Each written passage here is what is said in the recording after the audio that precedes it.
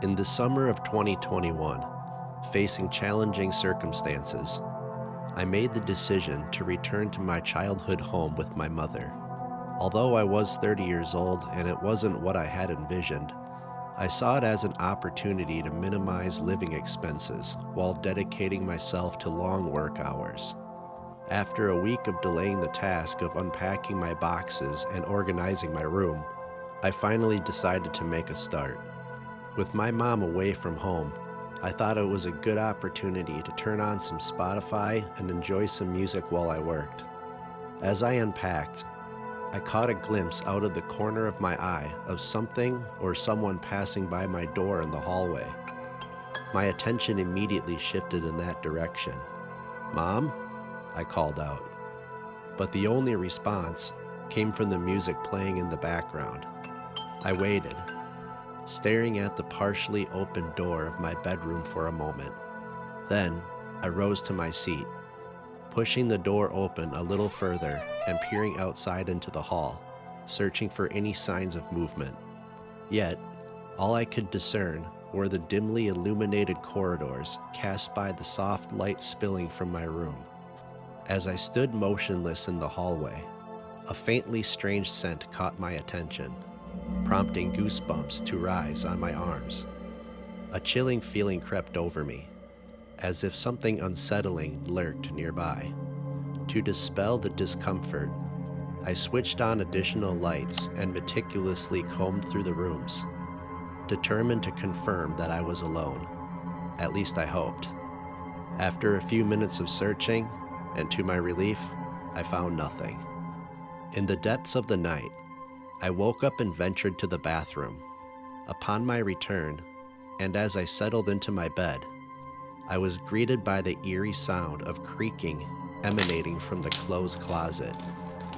With a sense of apprehension, I lifted my head to observe the source of the noise, the creaking growing louder and more distinct. Shortly thereafter, the sound quieted down, and I chalked it up to the house's old age. Convinced I had thoroughly inspected everything and was simply scaring myself, I chose to play some gentle music and return to sleep. The following day, I mentioned the strange occurrences and sounds to my mom, who casually suggested it might be the ghost she suspects haunts our home. The mention of a ghost sent a chill through me. Although I'm not one to believe in the supernatural, the events of the previous night had left me quite unnerved. Over the next few days, my senses were heightened, particularly during moments of solitude in the darkness and silence. I couldn't shake off this eerie feeling, as if an unseen presence lurked in the shadows, watching. Occasionally, a strange smell would assault my nostrils, and I'd experience sudden chills. Despite the pervasive fear that I might encounter a ghostly figure at any moment, I, as an adult, attempted to dismiss these notions as mere childlike fears. Though, on another night, as I lay in bed attempting to fall asleep, the familiar creaking sound from the previous week resurfaced, followed by a distinctly loud thud and some faint rattling, all coming from the direction of my closet.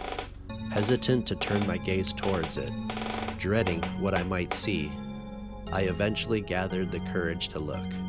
To my relief, there was nothing unusual, just my closed, empty closet in the midst of my dimly lit, sparse room.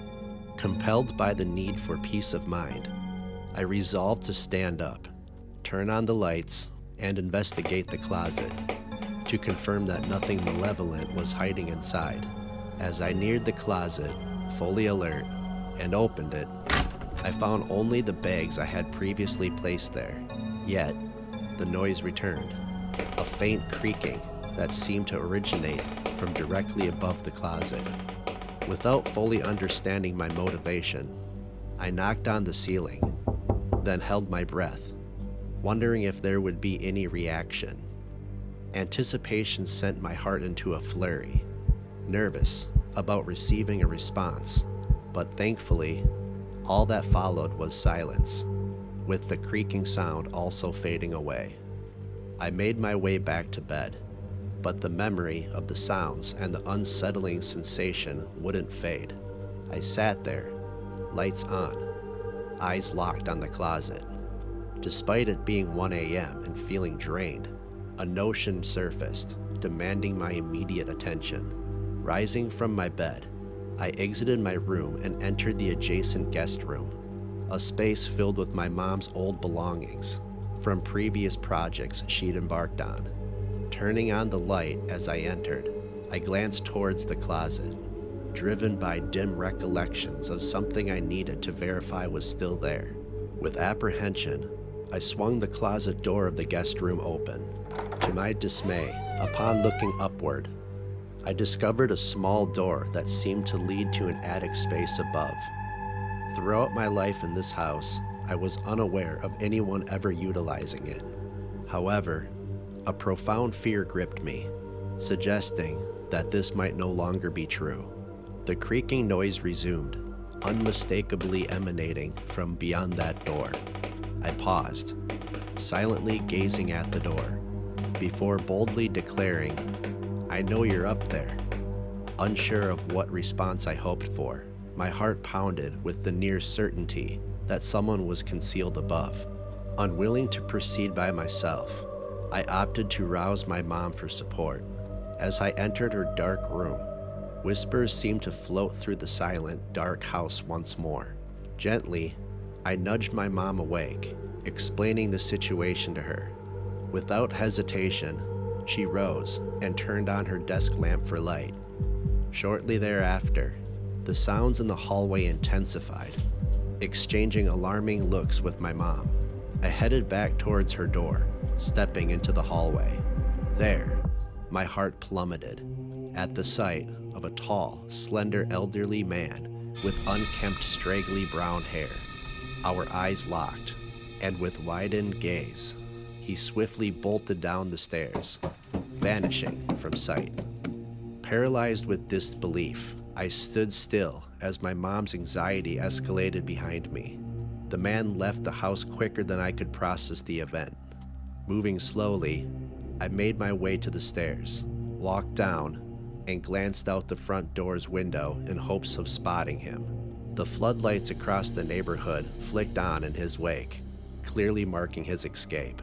We immediately contacted the police to report the break-in and decided to inspect the attic. It turned out to be a cramped crawl space, within which we discovered a sleeping bag alongside various bits of debris, indicating he had taken up residence there. Fortunately, we experienced no further incidents with uninvited guests. Although the man seemed to have sought merely shelter and warmth without the intent to harm us, the idea of an unknown person lurking in our home, unseen during our absences or slumbers, remains highly unsettling. This experience has made me more cautious, always wary of unexpected hiding spots where someone might be hiding.